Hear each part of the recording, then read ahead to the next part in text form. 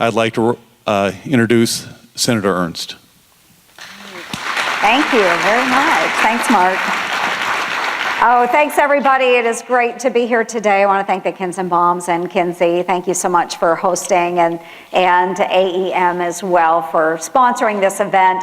Very important and extremely timely. We just had a great conversation in the other room as well, and I will be taking a lot of those comments back and sharing those with the administration. So again, thank you, and good afternoon, everyone. I appreciate having this opportunity to sit down, really visit with everybody. We'll take a few questions after I make a few comments, but just really wanted to say thank you for all that you do, and hopefully the progress that we make as we move through these trade agreements will be significant. So thank you. As I do travel around Iowa on my 99 county tour, which I'm currently engaged in, I'll be traveling around the counties this week. One of the top concerns that I do hear coming from Iowans is trade. And I guarantee you, every single town hall I have, there is always a question about trade, and specifically tariffs. Trade supports 1 in 5 jobs here in the state of Iowa. And as we know, tariffs are threatening these jobs by adding additional expenses and putting less money in the pockets of our farmers and our manufacturers. And I just heard all about that in the other room as well. It really is time for this practice to stop. So the retaliatory tariffs from Canada and especially from Mexico continue to greatly impact our farmers and manufacturers. And that's one reason that I reintroduced a bill. It's called the Trade Security Act, that would require the Department of Defense to justify the national security basis for new tariffs under Section 232. So meaning the president would not be the one determining what that national security threat is. It would go to the Department of Defense and would reside there with the Secretary of Defense, because who better to determine what is actually a national security threat than the Department of Defense? So increasing congressional oversight over the use of these tariffs will help the president make decisions that actually do support American jobs while protecting our national security. So I mentioned this to the group earlier, but several months ago, President Trump had indicated that once we had a deal with Canada and Mexico, there would no longer be a need for tariffs. So folks, we have a deal, right? We have the USMCA. We need to find a solution for the tariffs that are in place. There was a great question posed earlier. Will Mexico and Canada actually sign off on the USMCA if tariffs are still in place? And that is a very good question. So I think as we move forward, we need to reinforce that to the administration that we want this deal to be done. So let's go ahead and remove those tariffs. So I have talked to the president personally about this and have shared these real life stories about the effects that tariffs are having on folks all across our wonderful state. Our younger generations can no longer afford to stay on the family farm. And Pam, thank you for sharing some of the information that you did. It just reinforced what I've heard from so many other families. And our manufacturers are having to make very hard decisions due to increased input costs and lower sales, especially folks like here at Kinsey in ag equipment industry. It is very important that we get these trade deals done for our Iowa farmers and manufacturers. And one important step in this process is putting some pressure on our House members to ensure we see the deal to the finish line, specifically with the USMCA. And I have encouraged everybody, please continue to reach out with our Iowa delegation, reinforce why we need to have the USMCA done. Vitally important that we do that. I also look forward to seeing the results of our negotiations with China. They continue to be ongoing, and I've spoken with our U.S. Trade Representative, Bob Lighthizer, about this. He knows how important this is for our Iowa farmers, especially in the areas of pork and soybeans, and ensuring that we get a good deal done. The president is absolutely correct in holding China accountable, and Iowans do support this endeavor. The Chinese have been horrible to our manufacturers, to our farmers, and to our ranchers. But we need to open the market back up to trade, especially for our agricultural goods. The one-off soybean and pork purchases that we see, certainly it helps us in the short term, but it's not enough, and we need to see progress. And some of that is really dependent upon eliminating the retaliatory tariffs. So folks, just want to, in closing, reassure you that I will continue to push the Trump administration to find solutions that will open up these key markets and eliminate our tariffs.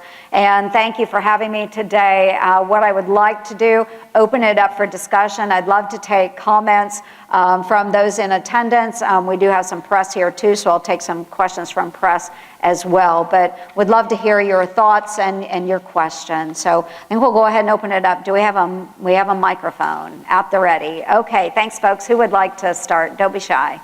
This is not a shy group. I know that. Come on.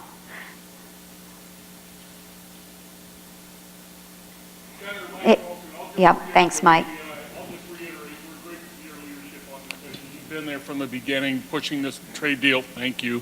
And we don't take it for granted. Iowa manufacturers and Iowa businesses in general really appreciate your leadership. You know, it means thousands of jobs for Iowa, so thank you very much. Absolutely. Thanks, Mike. And I'll just reiterate, 1 in 5 jobs in Iowa tied directly to trade. So very important that we get these deals done in short order. Thanks, Mike. I know you've been pushing, communicating with us constantly, so I do appreciate it. Thank you. Okay. Very good.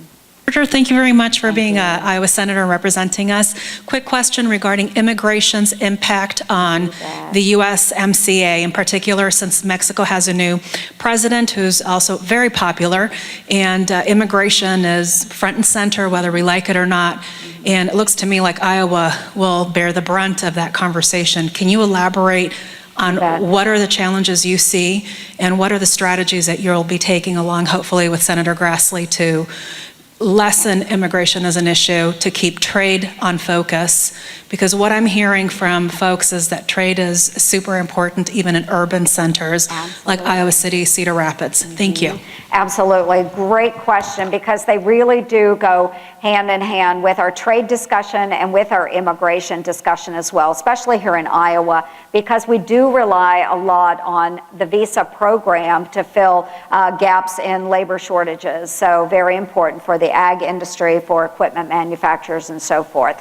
So probably one of the biggest issues that we see right now, and it's probably one that will continue to be addressed in many years, but making sure that we are able to secure the border is key with this administration.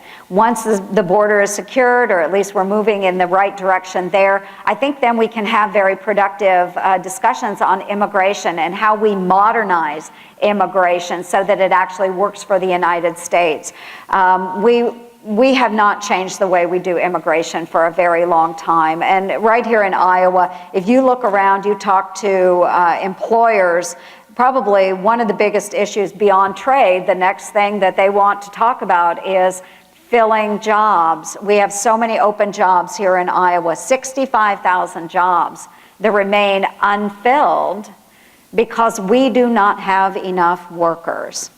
So how do we fill those positions? Well, you hope to grow your own population. That's always a great goal. But here in Iowa, we are not doing that. We're not recruiting enough people from outside of our state's borders, right? So how do we fill the gaps that we have in our labor pool? That is through immigration. So whether it is those that are seeking permanent citizenship here in the United States, or those that are simply traveling here on maybe a temporary worker visa. But what we have to do with our visa program, modernize that so that it's more flexible to meet our needs, the employer's needs, the needs of the United States, but then also speed up the way we do our permanent transition for people that are coming from other countries to become citizens of the United States. So there's a number of things that we need to work on. I am really thrilled to be part of our Judiciary Committee. This is the first Congress that I'm actually sitting on that committee. So immigration is one of the the top 2 issues for me in achieving on the Judiciary Committee and getting onto the floor of the Senate. So I think that we can have very productive discussions. The President does want to see a secure border. However we happen to do that, we need to work on immigration, but then trade as well will be an important part of that, because we have to have good neighbors and we have to be good trade partners. So top issues right there in one question. Thank you. Good afternoon, Senator Al Johnson from AgriPulse Communications. Yep, thanks. President Trump has talked a lot about infrastructure needs in the country, and now Speaker Pelosi has indicated that's an issue that the new House is going to push. Can you talk a little bit about the possibility of getting some infrastructure movement this year? You bet, and thank you. And this is a bipartisan issue as well. And President Trump had made this one of his platform issues when he first came into the White House. So there was a big push initially for an infrastructure bill. So we had worked quite heavily on that in the first few months of the brand new administration. And everybody was eager and enthusiastic to get it done. But where it broke down is how do we actually fund all of these infrastructure projects? That's where it started to fall apart. Now, I'm glad to see a renewed effort there, and we just need to sit down and talk about, okay, the end goal, how do we fund this type of project? How do we fund that type of project? That's where we have to come together in agreement to actually get infrastructure completed, or an infrastructure package completed. So when we talk about infrastructure too, and the piece that I would be involved in is through the EPW committee, and that involves water types of infrastructure, whether it's dams. Locks and dams has been a big push that Senator Tammy Duckworth and I have been pushing with the Corps of Engineers to modernize the way our locks and dams work on the Mississippi. Our commodities move up and down the river. So we want to make sure that we're able to address that. But there are other committees that will deal with other types of infrastructure. Our roadways, our bridges, that's typically what we think of when we think about infrastructure. But then there's also pieces we would like to see in a new infrastructure package, such as rural broadband, which is very, very important, especially to folks here in Iowa, and making sure that even our most rural of citizens can compete with their urban neighbors. So that itself would go through the Commerce Committee in the United States Senate. So all of the various committees in the Senate will have bits and pieces of an overall package. I don't know that we can move a large encompassing infrastructure package all in one piece, but what we might be able to do is break it up into smaller chunks. Traditionally what we think of as infrastructure with our roads and bridges, maybe some of our waterworks could go in one package, and then focusing on rural broadband and other pieces that maybe traditionally aren't thought of as infrastructure, moving them in a separate package. What we find, especially in Congress, is the more you start trying to throw together, the more reasons people find not to support it. So if we can focus, on smaller pieces of the pie and how we fund those initiatives, I think we can see some success there. But I do think there is an appetite right now to actually move an infrastructure bill, whether it's in pieces or, like I said, possibly a larger one, but I just don't see it moving in a larger package. But there is an appetite there, and it is bipartisan.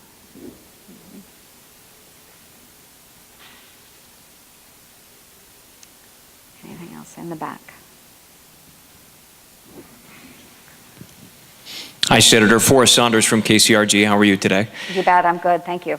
There are a lot of people here that are very concerned about tariffs. It's one of the reasons why we're all here. Right. What is the message you're going to be taking back to Capitol Hill? That we need to get rid of those tariffs, and not just necessarily Capitol Hill itself, but on to the White House as well. That's where we need to focus the message, is making sure that the President, that Ambassador Lighthizer understand the significance of the tariffs and what it's doing to our farmers, our ranchers, our manufacturers, and of course that end consumer and the costs associated with the purchases that they might make, whether it's at the grocery store or an equipment dealer or so forth. But the costs are driven up because of those tariffs, whether they're retaliatory tariffs or otherwise.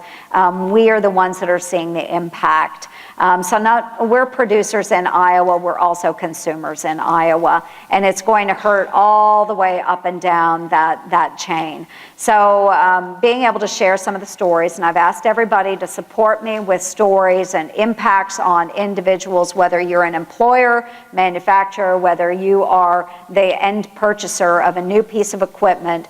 Tell me what those tariffs are doing to you, to your family, to your business. And those are the stories, the people behind those stories that I can take to the administration and say, Trade Rep Lighthizer, this is an Iowa family that is struggling because of this policy.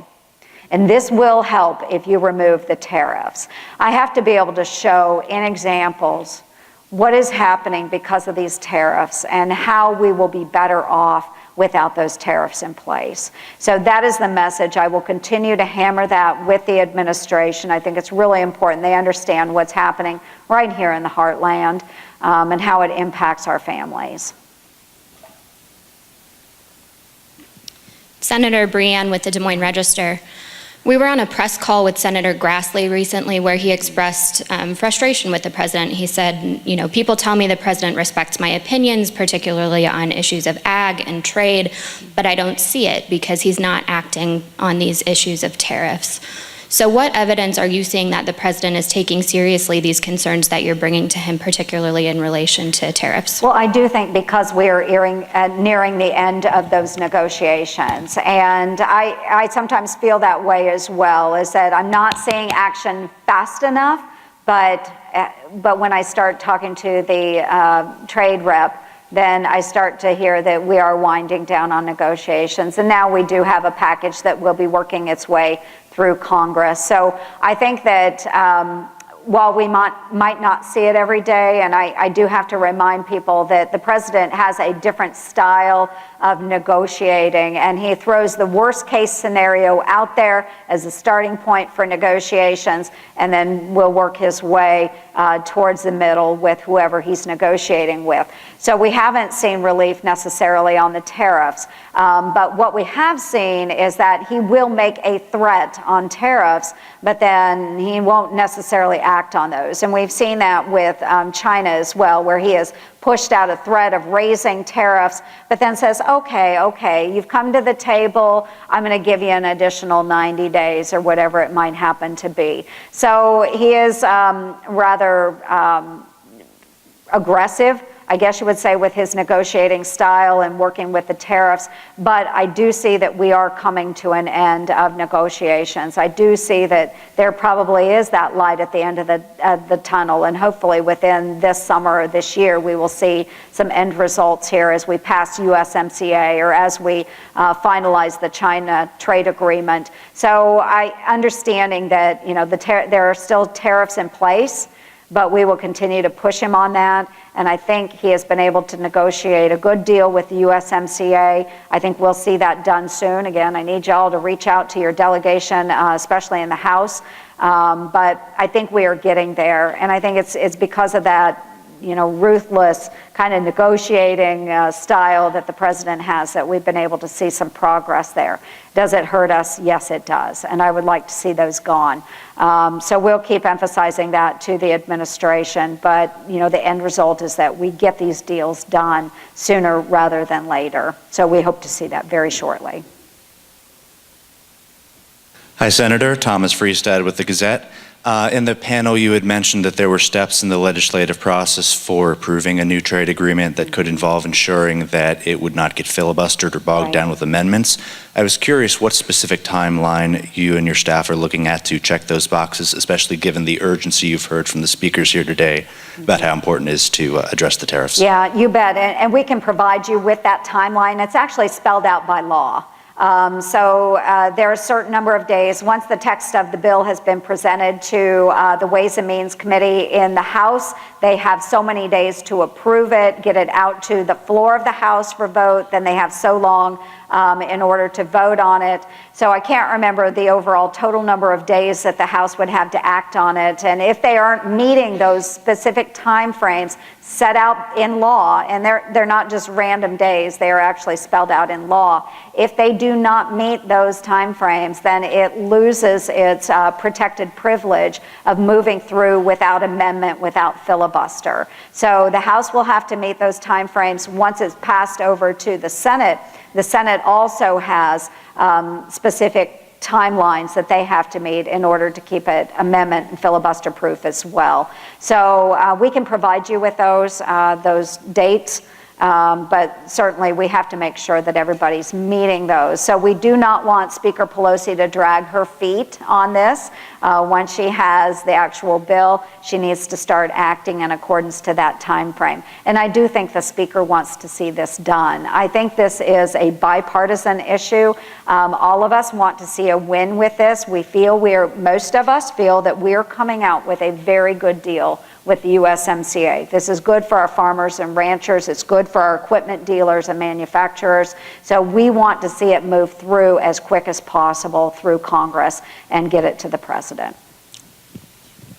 Senator, this will be the last question. Okay.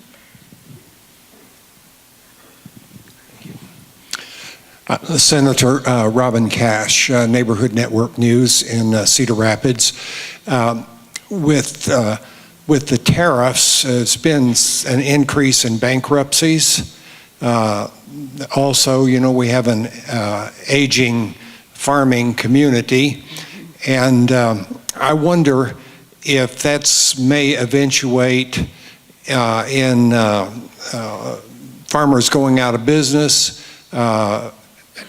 out-of-state speculators, or whatever buying up Iowa farmland, which already is largely owned by out-of-state investors. So I wonder, can you think of anything that you could do or that our government could do to address that so that more land farmland in Iowa is owned by Iowans? Well, there might be a number of ways to address that. I would have to really dig in and see the specifics on, who owns outsider investors and so forth. But the best thing that we can do right now is simply just make sure that we're getting these trade deals done. Make sure those tariffs are coming off. That is the best way to keep our farmers in business. We have heard stories, and we talked about a few of these earlier. I've heard them as I'm doing the 99 county tour across Iowa. A lot of our young farmers that if they're just starting to engage in farming, many of them have had to take jobs off of the farm in order to support their farming operations. So we don't want to continue to see this trend. We don't want young people deciding, I can't make it in farming and having to go elsewhere and look for employment off of the farm. That's not what we want to see. So, we will take a look at potential situations in the future, but the immediate is to get these trade deals done so that we don't have to think about maybe what might happen in the next 5 to 10 years. We want our farmers to be thriving in the next 5 to 10 years. We want to export our goods, not only to Mexico, Canada, and China, but everyone else that we're working on trade agreements with as well, whether it's Europe or countries in Africa, the folks in the Pacific region, certainly we see great opportunity there. So we want to focus on the near term, get our farmers on good footing, get our manufacturers on good footing, and export to the world. I mean, that is our goal right now. And I think then we can alleviate concerns about any bankruptcy procedures or anything in the future. But we need relief immediately, and we do that by getting these trade deals done. Okay, I think that was it. I want to thank you all for coming out today. I know you're going to have a really great panel discussion upcoming. just two things I would ask is make sure you're reaching out to the other members of our Iowa delegation, especially those that are in the House, again, because it will be starting in the House, the USMCA. We want to encourage them to support the USMCA. Make sure we get that over the finish line there and then pass it on to Senator Grassley and I in the Senate. We will be working with our members to make sure we get that done. So please be communicating with our delegation. The second thing is please share the stories. I think you'll hear a number of stories today from the panel. I heard some earlier, and as I'm out on the 99 county tour as well, I compile those. I take them with me. Anytime we get someone calling the office about a situation, we take those to heart. We take those very seriously, and we communicate those to the administration so they know directly what the tariffs are doing in Iowa, who they're impacting, and then how we can do better by removing those tariffs. So those are the two things that I would ask of you. Communicate with the delegation and share your stories with me. I certainly appreciate it. Thanks for coming out today. I appreciate your time and attention on this matter. I appreciate it. Thank you very much.